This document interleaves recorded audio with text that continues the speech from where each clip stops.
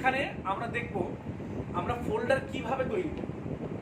ফোল্ডারটা কিভাবে তৈরি করতে হবে, ডেস্কটপের ফাঁকা জায়গায়, যদি আমি ডেস্কটপে ফোল্ডার তৈরি করতে চাই তাহলে ডেস্কটপের ফাঁকা জায়গায় রাইট ক্লিক থেকে নিউতে গিয়ে সঙ্গে সঙ্গে পাচ্ছি যে ফোল্ডার। এবার দেখো একটা নিউ ফোল্ডার চলে আসলো। এবার তুমি এখানে যে নাম দেবে, মানে তোমার নাম, রোল নাম্বার, বাইরে ক্লিক, ফোল্ডারটা ক্রিয়েট হয়ে গেল। এবার এই ফোল্ডারটা ওপেন করবো। ওপেন করতে গেলে কি করতে হয়, ওপেন করার 3টে পদ্ধতি আমি দেখিয়ে দিচ্ছি। প্রথম হচ্ছে ডবল ক্লিক, মানে মাউসের লেফট ক্লিকটা ক্লিক এরকম নয়, মানে একবার ক্লিক আবার পজ দিয়ে আবার এরকম নয়, একসঙ্গে পরপর দুবার ক্লিক করতে হবে। অথবা এটাই ক্লিক করে কিবোর্ড থেকে এন্টার, অথবা এর উপর রাইট ক্লিক করে ওপেন হলো। এইবার এর মধ্যে তুমি দেখো আবার ফোল্ডার তৈরি করতে পারবে। এই যে নিউ ফোল্ডারে ক্লিক করলেই নাম দিয়ে দাও ফোল্ডারে, ফোল্ডার তৈরি হয়ে গেল।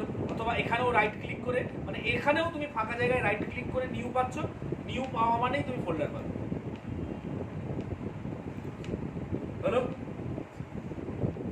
পরিষ্কার হয়েছে ফোল্ডার তৈরি। এবার ফোল্ডারের উপর রাইট ক্লিক করলে দেখো কি কি অপশন পাচ্ছি আমরা।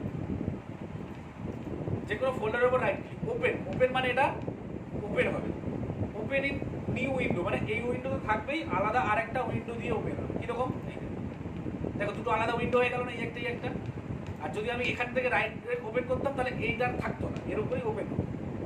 এখান থেকে এইগুলোর দরকার নেই তোমাদের। এখান থেকে চলে আসো কাট কপি। ওয়ার্ডে কাট কপির কাজ শিখেছো।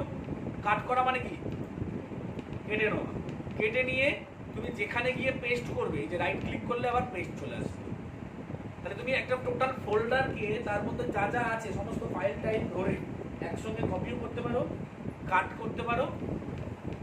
এই যে কাট করলে কেটে যাবে, কপি করলে ক্রিয়েট হবে। আর একটা অপশন রয়েছে আমাদের এখানে রিনেম মানে কি, তুমি ওটার নাম চেঞ্জ করে দিতে পারো। আর একটা অপশন আছে কি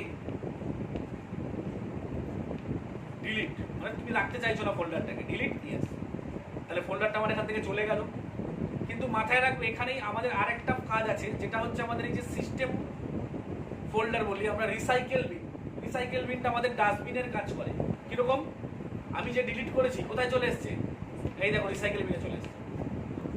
মানে আমি কম্পিউটার থেকে ডিলিট করলেও সেটা আমার পার্মানেন্টলি ডিলিট হয়ে যায় না, সেটা আমার কম্পিউটারেই থেকে যায়। কোথায় থাকে, রিসাইকেল বিনে।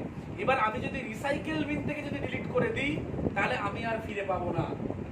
কিন্তু এখান থেকে যদি আমি রিস্টোর দিস আইটেম করে দিই তাহলে আমার ফাইলটা যেখানে ছিল আবার ফিরে যাবে, ফিরে এসছে, মানে ফোল্ডারটা যেখানে ছিল সেখানে আবার ফিরে যাবে। সেটা ফোল্ডার হোক আর ফাইল হোক, সবের ক্ষেত্রেই তাই।